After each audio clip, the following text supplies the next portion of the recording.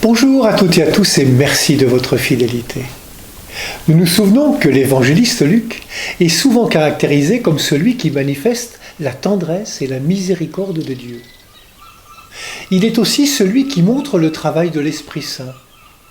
N'oublions pas que c'est à lui que l'on attribue le livre des Actes des Apôtres. Cela dit, voilà Jésus avec ses disciples qui leur parle.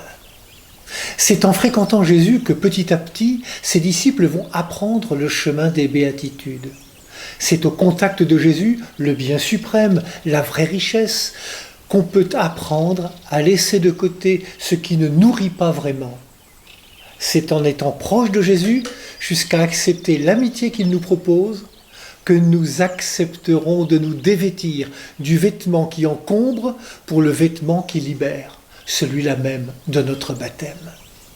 Cette conversion, nous n'y arriverons pas seuls. Il faut compter avec le Christ Jésus, car tout est possible à Dieu.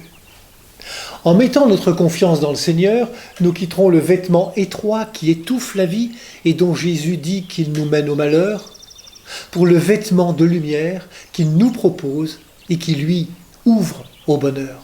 Ainsi Jésus nous invite à un regard juste sur la vie sociale à laquelle l'évangéliste est attaché, sur les inégalités sous toutes ses formes et en même temps les attitudes de notre cœur.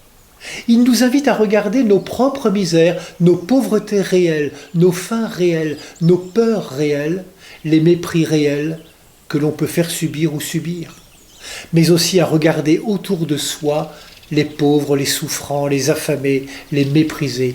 Heureux celui qui se sait pauvre, heureux celui qui sait qu'il n'a pas tout et qui peut compter sur les autres.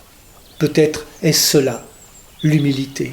Savoir désirer, savoir recevoir, accueillir et vivre sa vie comme un don, un chemin, une quête.